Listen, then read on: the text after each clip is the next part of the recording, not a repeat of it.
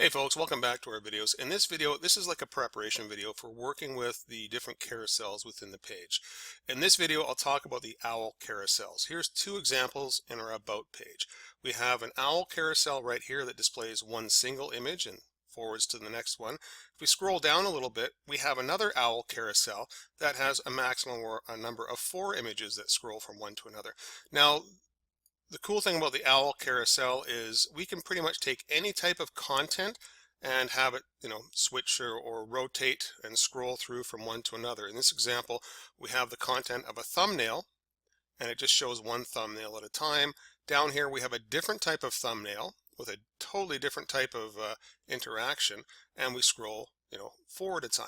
So let's just jump in here and take a look at how to do a few different things. First of all, how to add and remove the contents of an owl carousel. So if you wanted, if this particular component here has 12 thumbnails in it and you needed 16 or 20, I'll show you how to add more. The same with this one here. This one only shows 3 pictures, you can tell by the little dots down here. If you wanted 6 pictures, I'll show you how to add more. Also, I'll show you how to modify the number of items being displayed for mobile users.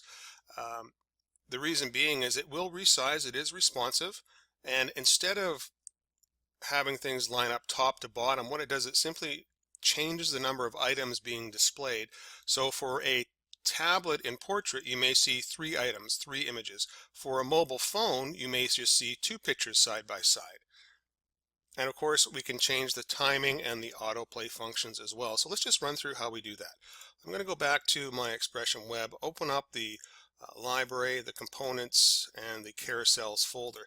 Now in here you'll see just names of the different carousels, and we also have some that start with the BS hyphen, and that actually is short for Bootstrap Carousel. We'll cover those carousels in a different tutorial or different tips video, but for now let's focus in on just a general owl carousel, and the one we were looking at right here, right, is the Meet the Team, and it happens to be the team folder here. There's our owl team carousel right here. Now, one of the things I talked about is how to add or remove different images or thumbnails or whatever containers are within here. Here's an example. This one has 8 thumbs.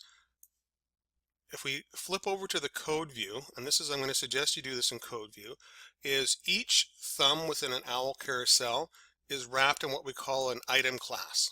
Okay, and we've actually even commented these for you by adding the slide, right? So if you need to add a thumb, right, what I would do is I go right down to the bottom. There's thumb number 8, like so. I'd sort of just click somewhere in the design window for now to get a bearing of where I'm at.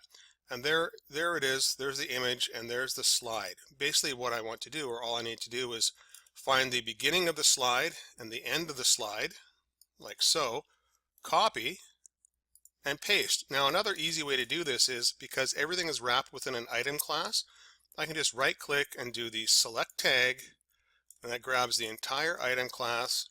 I can copy that, and right down here we actually have a couple of spare classes right there, or comment tags I should say.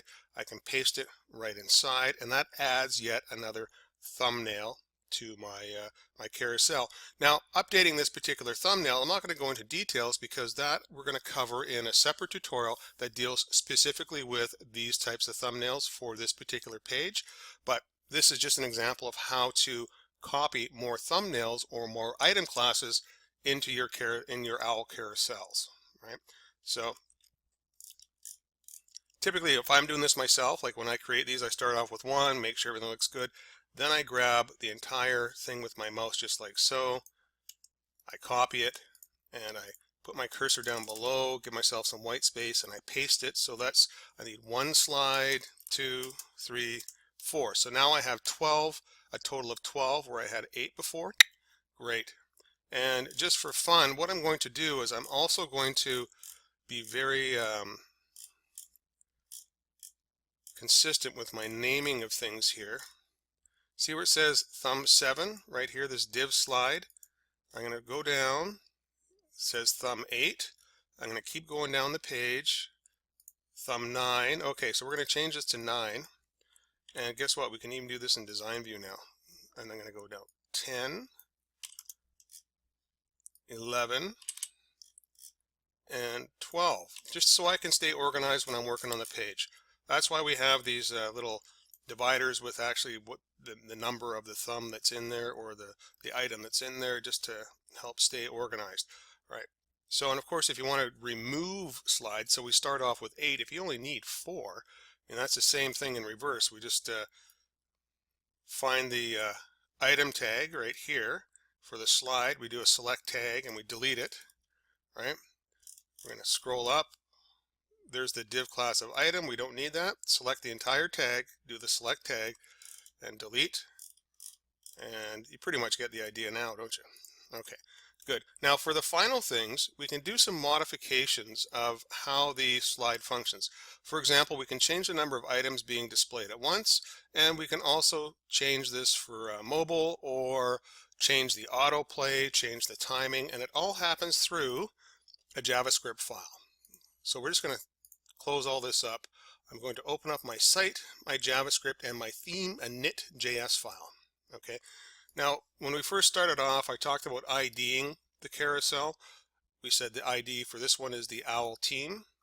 Right. Well, if I go to my theme init, now I can look down here, and it will tell me we have this nice commented bit of information here. We're going to scroll down until we find the carousel team. Oh, there it is right there.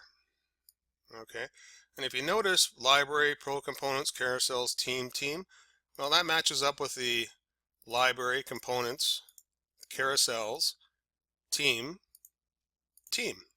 just like that. Now, the autoplay timeout, here's where the fun begins. 5,000 is 5,000 milliseconds. If you wanted to change that to a total of 10 seconds, you type in 10,000. Okay, so now we have a 10-second delay between the time the slides go from one to another.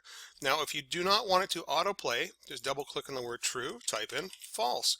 So that way it won't scroll until the user clicks the next button. Okay, they can do it manually. So it really depends on what sort of information or pictures you have in there. If it's lower down on the page, my thought is, if you have a carousel that's lower down on the page, like it's out of the, it's below the fold, right?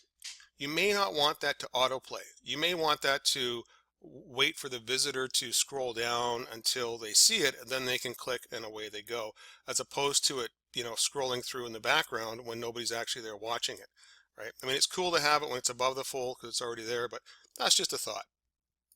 I've set them all to autoplay because that way you can actually see that they work in the online demos and whatnot, but you can always go and change it back, right? The other thing is here is the responsiveness. Now we've set the responsive widths to 0 to 768, which is up to a tablet in portrait. We have 768, which is, sorry, the 768 is your tablet in portrait. The 0 is anything up to that, and the 1200 is basically anything desktop and above, right? So you can change these, play around with these numbers to see what works best for you if you need to.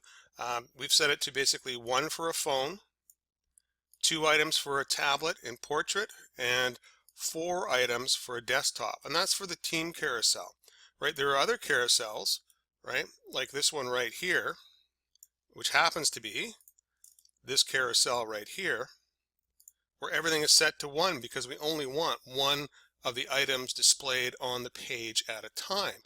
There's 3 items in the component. There's 3 thumbnails in the component page, which is, I'll just give you a quick demonstration here, right? We have image 1, image 2, and image 3. Well, we have just 3 images, right? But we only want 1 displayed at a time. So we're telling it, no matter what size you're at, only display 1 picture or 1 item or 1 slide, whatever you want to call it, at a time.